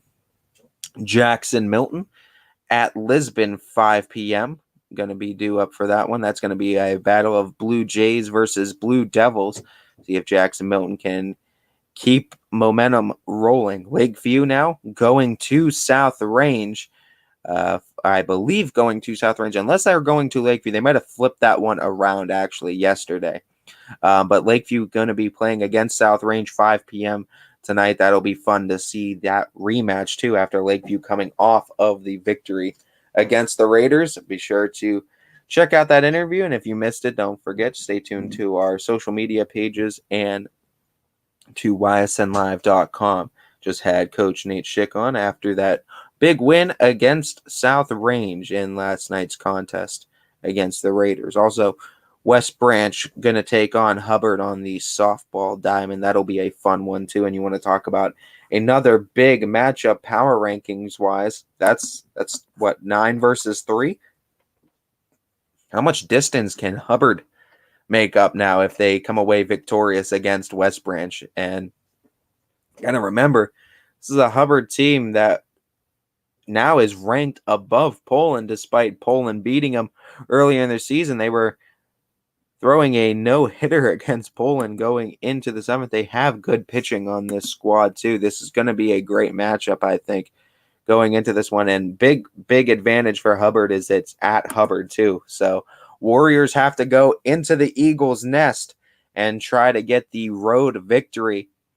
This is a huge chance for Hubbard, though, to make some serious noise. And if West Branch drops this game to Hubbard, how does this power rankings look then, with South Range dropping one to Lakeview? If West Branch drops one to Hubbard, champions got to be on the way up, you would think. But how are the voters going to vote? That's an interesting question. We don't know, obviously, but let us know what you think on this one. Which game do you think means more is a good question, I think, tonight between these teams. Do you think champion going up against Brookfield tonight means more than Hubbard going up against West Branch, who has more to gain and more to lose in tonight's slate of games? Does champion have the most to lose if they drop one against Brookfield? Or can you say Hubbard does? Does Hubbard stay on the list if they drop one to West Branch? I think it's an interesting question looking forward to. Which one do you think is bigger, West Branch and Hubbard, or champion and Brookfield? As I think both those games, like we said, Brookfield a 10-win team, a 10-plus win team from a season ago, double-digit win team from a season ago. It's not going to be easy for this champion team to come away victorious, but they've been battle-tested, and they're getting wins, close games too, close game wins. It's the most important ones too, so I think it's interesting, but I think Brookfield definitely has some of the most to gain too, and has a chance to get some looks and featured if they can come away victorious. Let's go to the boys' slate of games next too, as we will highlight the games that are going to be green on the network, as well as some games that are happening around the area that are going to be big coming up tonight, as we finally are happy just to have some ball games occurring for tonight's slate. Green on the network happening tonight. Howland at Salem. Derek Rhodes going to have the call for that one, and that's going to be huge for the Quakers trying to move up this list too, starting to get big wins after starting 1-3. And don't forget, we had Coach DeBar on yesterday's show too, and if you missed that, stay tuned to our social media pages as well as ysnlive.com to get the Coach's Corner of that, as well as you could see all of our old running points featured on our YouTube page, YSN Live, to see all those interviews that were featured on this week's slate of shows. Minerva at Beaver Local happening tonight. It's going to be video only, but it is greenlit to occur on the network, as it'll be a fun, I believe that's a non-conference battle. Yeah, Minerva, I think, is housed in the EBC, and the Beaver Local Beavers in the Buckeye 8. But catch that one, 5 p.m. start time. We already said this score earlier, Bishop Ireton versus Canfield at Myrtle Beach. This one happened at 9 a.m., excuse me. I believe I said 8 a.m. earlier, 9 a.m. start time for this one. And Bishop Ireton came away victorious 1-0 against the Canfield Cardinals in a pitcher's duel. And that was the final that we had just ahead of today's show at 12 o'clock. Green going to be at Austintown Fitch. It's a 5 p.m. start time. I'll be there for the call. This one should be exciting, as we had Coach Paris on a little bit earlier in the show, as talked about the Fitch Falcons squad and talked about this team. It's a Fitch Falcons team, 12-1 going into this one, and it certainly should be an interesting contest, as Austintown looking to generate a lot of noise and continue moving up this power rankings. They've already moved up 2 spots from where they started week 1, started off the first power rankings at the 7th spot, and they've already moved into the top 5. They're looking to move into the top 3, and wins against teams like Green will certainly turn some heads. The owner himself going to be at Lisbon as they welcome in Jackson Milton, as it's going to be battle of Blue Jays versus Blue Devils, 5 p.m. start time for that, green lit to be on the network. And again, DJ Yoakley going to be be on the call in that contest tonight. Jackson Milton at Lisbon. Some games too that are just happening around the area too, still occurring. Lakeview at South Range Baseball. That's a big game too for the Bulldogs, as Lakeview has a chance to definitely move up if they are able to do what the girls were able to do and beat the NE8 favorite South Range Raiders. Champion and Western Reserve. Champion's going to be at Western Reserve, and this will be a fun game. Cross MVAC battle between the gray side and the scarlet side. Again, at Western Reserve, 5 p.m. start time for that. Champion at the Blue Devils. Brookfield Baseball is going to be battling against Heartland Christian. This is at Heartland Christian. Well, it's actually going to be Next Level Unity, and that's a 5 p.m. start time for that one, as it's Warriors versus Lions in that one. And we'll go into the Saturday slate of games now. For the softball side of things, first and foremost, that are going to be greenlit on the network for our Saturday games. We will start at 11 a.m. for our start times, as there's games all throughout the day too on both baseball and softball side. 11 a.m. it's going to be East Palestine at United. It's going to be a double header on that one. 11 a.m. start time for the first game. Chris Siggy going to be on the call. Again, East Palestine at United softball for a doubleheader, and that should be a fun matchup, as East Palestine getting a big win, and United, of course, after beating Lisbon twice too and looking really good in that EOAC. This is going to be a big conference battle for these two. Jefferson at Howland also is greenlit, happening at 11 a.m. Ian O'Brien going to be on the call for that one, as the Falcons coming in to battle the Tigers. And Howland certainly has been making a lot of noise. Don't forget, they just beat Geneva 16-1 last night, scoring 13 runs in the bottom of the third. So Howland looks to move up this list as they welcome in Jefferson. Ian O'Brien going to be on the call for that one tomorrow at 11 a.m. Howland also going to be hosting in Marlington at 3 p.m. Ian O'Brien will be on the call for that one, as Saturday trying to get 2 games in, or a lot of these teams just trying to get a full slate on the schedule. So Marlington also coming into Howland. That's going to be immediately following, you would think, Jefferson at Howland, slated for 3 p.m. start time. That's greenlit on the network as well. Ian O'Brien on the call for that one. DJ Yoakley is going to be there be at Camel for a doubleheader in the softball realm, as it's going to be East at Camel for a doubleheader. 1 p.m. start time is the first game, as it's the Bears and the Red Devils. Slated for a doubleheader in the afternoon at 1 p.m. Some other games that are going to be happening around the area that won't be on the network, but they are happening, so get out there and catch them if you're free that day. Steubenville at Poland. This is again this Saturday, upcoming Saturday at 11 a.m. softball diamond. 12 p.m. start time. Cambridge at Beaver Local. Catch that at the softball diamond. That's at Saturday, 12 p.m. noon start. Noon start also for Rootstown at Hubbard on Saturday, as well as Steubenville Central Catholic at Lisbon. That's scheduled to be a double header as well. First game starting at noon for Lisbon on the softball diamond. West Branch at Newton Falls softball is also happening at noon, and then some other games that are occurring a little bit later. Girard at Salem starting at 1 p.m. for the softball side of things, and then North Catholic at Poland. Poland slated to play 2 games. Steubenville coming in at 11. North Catholic scheduled at 3. So the Bulldogs looking to get 2 games in on the Saturday slate. We go into the baseball power rankings as we look ahead for the Saturday games too, and spark discussions too on what games coming up are going to be definitely interesting ones and how they play out. Games that are going to be greenlit on the network tomorrow starting at 11 a.m. Liberty at Lowville, seen by Bob Scene Park, I should say, but it's Liberty versus Lowville, 11 a.m. Alec Caberna going to be on the call for that one, as it's going to be a battle between MVAC conferences, Gray versus Scarlet. Pie Valley is going to be taking on Brookfield at Eastwood Field. I'll be on the call for that one starting at 11 a.m. on Saturday for the baseball realm. 12 p.m. start, it's going to be Beaver Local versus Struthers on Bob Scene Park Field number 3. Eric Hughes going to have the call as that one's greenlit on the network. Again, a noon start, Beaver Local versus Struthers on Scene 3. Newton Falls taking on Lakeview, and then Newton Falls is going to be at Lakeview's.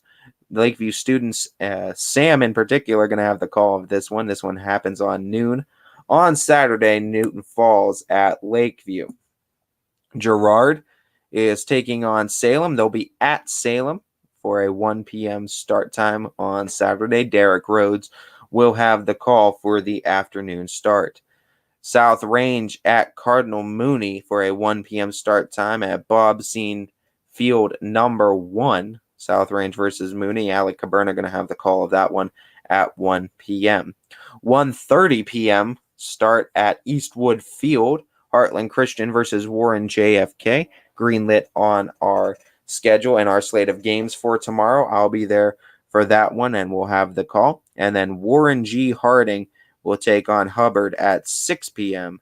at Eastwood Field too, and I'll be there on the call for that one as well, as those 3 are all greenlit at Eastwood Field for tomorrow's slate of games. So a total of 1, 2, 3, 4, 5, 6, 7, 8 games greenlit on the baseball side for tomorrow, and a total of 6 games greenlit on the softball side for tomorrow. That's a total of 14 for your Saturday afternoon and into the evening for baseball and softball. So we definitely got you covered on Saturday.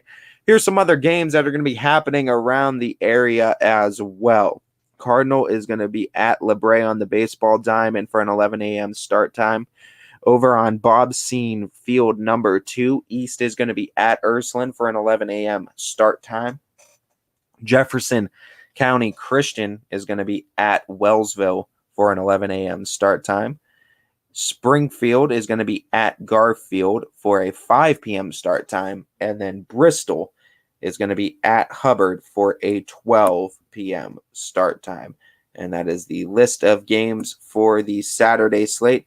And I forgot to actually mention how many games we're going to be having on the network tonight for the softball and baseball slate. I believe softball, there's going to be a total of 3 games on the network for you. And for baseball tonight, we're going to have 4. So 7 tonight before we take care of you for your entirety of your Saturday afternoon and into the evening as we continue our coverage of these power rankings, or these power ranked teams, and just the softball and baseball teams in general.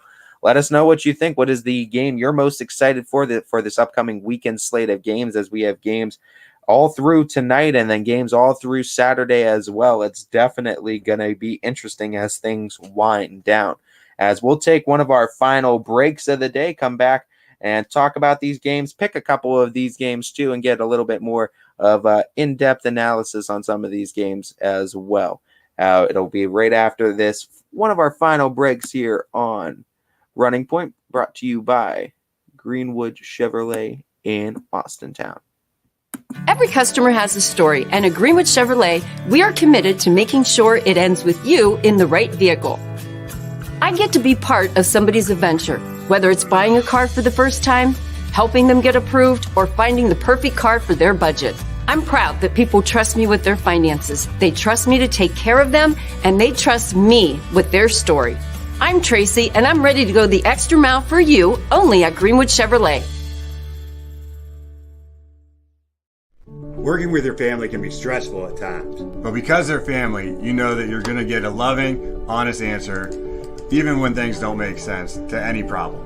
Dealing with Medicare can be confusing and overwhelming. That's why here at Myers Family Insurance, we do our best to give you honest and caring answers to all of your questions. Family, like Medicare, isn't always perfect, but when you put others first, the results can be amazing. For all your Medicare needs, call Myers Family Insurance.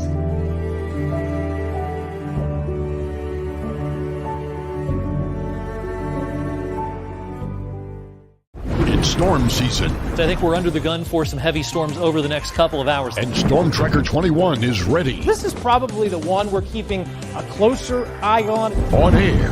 And locally, we're going to have a lot of eyes on our area. Online. All right, let's talk high-risk futurecast and the timing of this weather. On social media and on our app. Notice we'll have scattered showers on Thursday. Stay ready with Storm Tracker 21.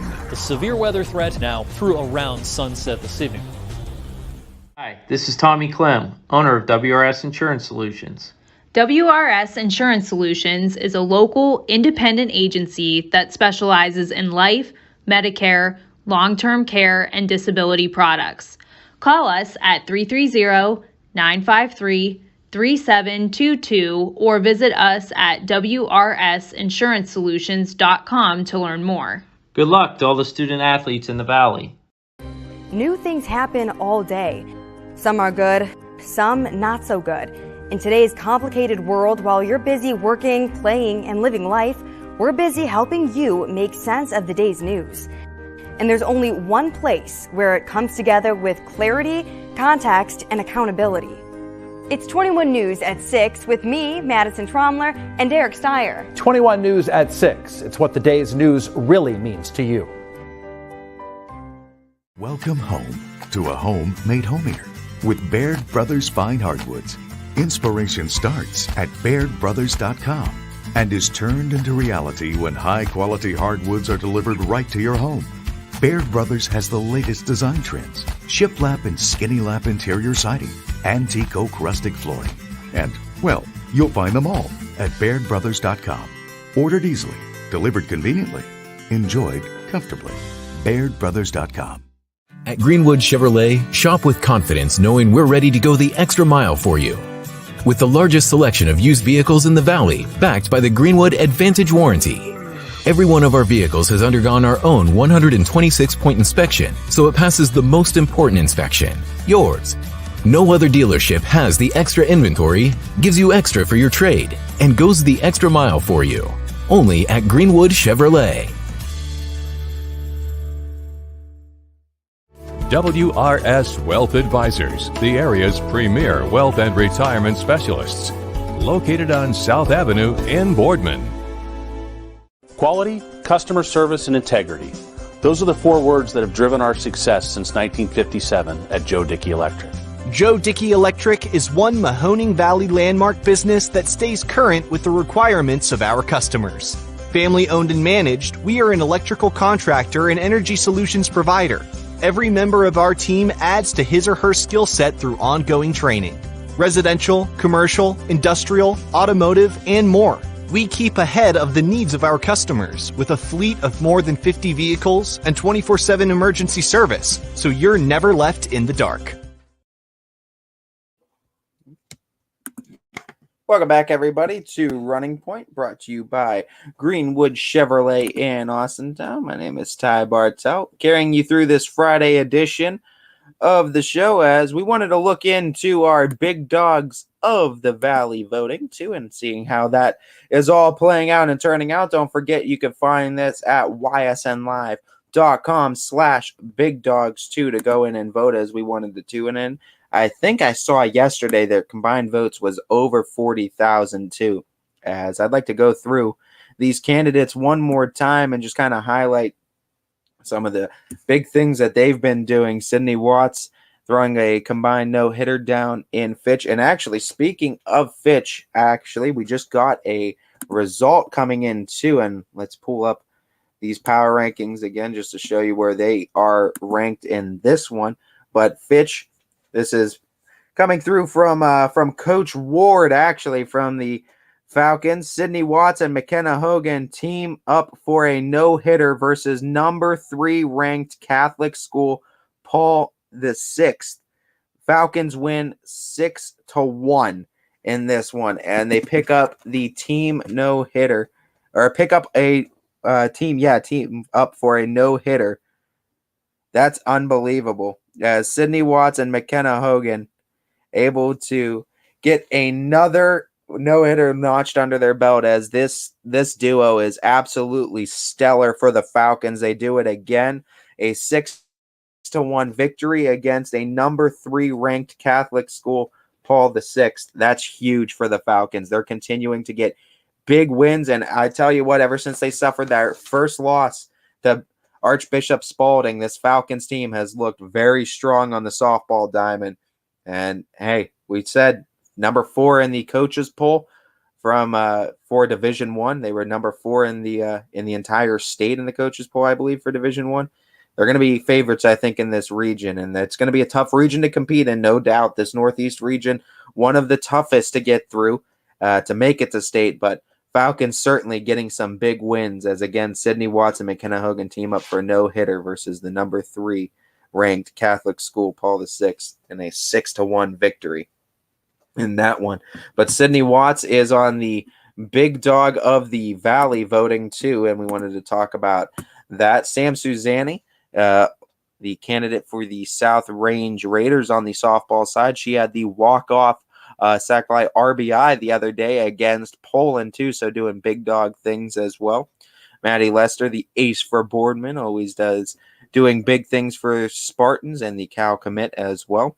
Tori Firth pitching a perfect game, getting herself on this list too. I mean, easy to say that when you do that, you're going to make the list. So Tori Firth pitching a perfect game. She also appeared on Running Point the day before her perfect game, hours before her perfect game, appeared on Running Point. You can find that interview on ysnlive.com as well as our YouTube page. Another player that appeared on Running Point, Skylar Greeneisen, did an interview with Anthony Hartwig, as she was able to catch up with him too, and you can find that interview under the Sky's the Limit article too on ysnlive.com, and again on the YouTube page as well. Looking forward in the big dog voting too.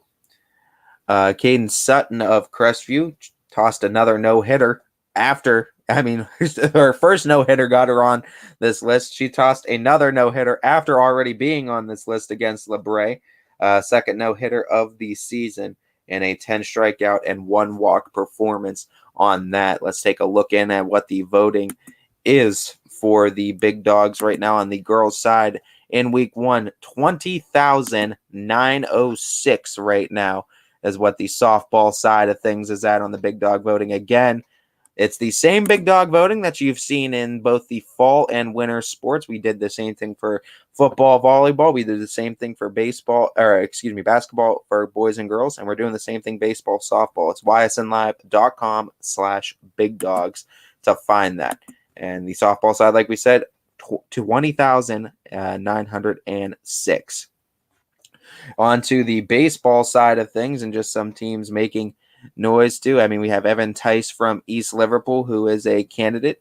Riley McElwain from Columbiana is a candidate as well for the Clippers. Landon Beidelshees for the Canfield Cardinals, the Southpaw ace of that three-headed dragon of pitchers for the Cardinals is on this list. Joe Roth, the Austintown Fitch Falcons righty and Akron Zip commit on this list. Forgot to mention, too, can't fail to mention Landon Beitelcheese, the Ohio State commit as well as Joe Roth last night. We talk about him. He 6 innings pitched, no runs given up, 2 hits and 11 strikeouts for Roth. Big dog candidate with a big dog performance for him as well. Billy Skirpak of South Range, the ace for the Raiders, is on the list as well. And then rounding things out is Gavin Hyde with the Boardman Spartans. So 3 players featured in the AAC conference featured in this first week of big dog voting. And the vote total on that is 22,634 on the Baird Brothers Baseball Big Dog of the Valley Week 1 voting. And boys, just slightly ahead against the girls by a little bit over, looks like 1,600, as girls won both the volleyball versus football competition as well as the girls won the basketball versus basketball competition, and then we threw wrestling in there for like a triple threat, and then girls won in that one as well. So far, though, boys are leading in the first week of voting in the power rankings. So, or excuse me, not the power rankings, the big dog voting. So interesting to see if they will be in the lead when all is said and done. Yeah, and this is a big one too. There it is for Mark Roth, third no-no of the season for Sydney Watts, and putting up phenomenal performances is Watts too. If we have time, we'll look at her stat total, if we can get the updated stat total or something close to the updated stat total of what she had. I wanted to look real quickly at this Lakeview squad, though, and this is going to be a big game against the Raiders tonight of South Range, the second game in as many days for Lakeview against South Range, and South Range now looking to respond to the Bulldogs and what they have. But this Bulldog squad, they have some bombers, as Maggie Pavlansky, the junior, already has 4 home runs on the season. She's batting over 500. Reagan Schick is batting 455 with a home run. Haney's is batting 480 on this season. Kylie Imes is batting 424 with 4 home runs. Pavlansky and Imes are the bomb squad right there. They're 8 home runs of the 13 by the Lakeview Bulldogs coming from Kylie Imes and Maggie Pavlansky, and always can provide a little bit of thump in the Lakeview order, and it definitely helped them last night in the game against South Range. They look for much of the continued success in tonight's game against the Raiders, as obviously South Range would love nothing more than to bounce back and get a win against the Bulldogs. But imagine now if Lakeview wins this one against South Range, and what that not only does for conference standings, but I mean what it does for power ranking standings, but what does it do for conference standings? As far as Lakeview beating South Range twice now, does Lakeview become the favorite to win the NE8 conference then? And if we're talking Lakeview winning the NE8 conference, that just, and South Range is a regional finalist from last year and a team that was very successful, that's bringing a decent amount back. Yeah, you lose some really big names from that team, but you're still bringing a lot of talent back from last year's team. Just shows how tough that conference is, and that's why it's highlighted by 4 of the 8 teams in that conference being in the top 10 power rankings. But we'll see if this list holds true. Let us know again what you think or your opinions coming up on that one as well, as we wanted to look at Sydney Watts' stats for the Fitch Falcons, sitting at top number 1. That's the 3rd no-hitter of the season for the freshman right-hander for the Falcons. Looking through Sydney Watts' stats, and I don't think the game for today is on it, but let me double check too. I don't believe so. But for her stats overall, by the way, too, just to talk about what she's doing in the box, 564 hitter too. She's second on the team in batting average. She also has 15 RBIs, which is second on the team in that category as well. She has 5 home runs on the season, which leads the team in that category. So her bat is not a liability in that lineup as well. She could definitely hold her own and is actually one of the leaders too, if you can believe it, on the stick as well. With the pitching side of things, here's the entire stats: 11-1 on the season, 0.67 ERA, 8 complete games, 5 shutouts. This one says 2 no-hitters, but we know there's going to be a third one. So update that record to 12-1. ERA probably going to take a dip a little bit lower. 3 no-hitters and 6 shutouts, 9 complete games on the season. Like unbelievable. And then you look even further into her pitching stats: 150 strikeouts to 19 walks. 150 strikeouts. She's on pace right now, as the Falcons are what does this make them? I believe 12-1, I think, now overall. And this Falcons team has this many games under their belt, but they still have another half season to go. So I think that puts her on pace for close to 300 strikeouts in this season. Unbelievable numbers for the freshman Watts, as she's just continuing to dazzle, and it's hard. It's going to be hard for anyone to knock Fitch off, especially I think with South Range dropping one to Lakeview. But the interesting thing is that Fitch still needs to play some conference games against Talon. They still got to play conference games against Boardman. That's going to be telling, and Fitch still does have some other big games on the docket against some really good competition in the state of Ohio as well, that is going to be gunning for the Falcons too. But Falcons looking for the best of the best. They're looking to make a state title run, or at least a run to the regionals this year, as we know how tough Division I is, especially in this northeastern region, just trying to make it out of it. But Fitch obviously hoping for a magical run. It's been a heck of a season so far, and Sydney Watts has been dazzling in the circle. Just unbelievable start to start, as 3 no-hitters again for her. Real quickly, we'll run through the games happening tonight on the slate. Again, greenlit for tonight on the softball side. It's Champion at Brookfield, 5 p.m. start time. Matt Morrison will have the call. Cleveland Central Catholic at Warren JFK, 5 p.m. start time. Dom O'Brien will have the call. And then Cheney versus United on the Field of Dreams, 5 p.m. start time. Chris Sigler will have the call. Baseball side of things, 5 p.m. start. Howland at Salem. Derek Rhodes will have the call. Minerva at Beaver Local, 5 p.m. start. That's video only. 5 p.m. start for Green at Austintown Fitch. I'll be there for that one. Jackson Milton at Lisbon, 5 p.m. start time. DJ Yoakley will be on the call for that one. So 8 games on the network tonight. All of them start on at 5 p.m. or 7 games on the network tonight. All of them start at 5 p.m. 4 baseball, 3 softball. We'll go to the Saturday slate of games one more time if you missed it. Starting as early as 11 a.m. tomorrow. It's Liberty at Lowville, Scene 1, or Liberty versus Lowville, Scene 1. Alec Cabrera will have the call at 11.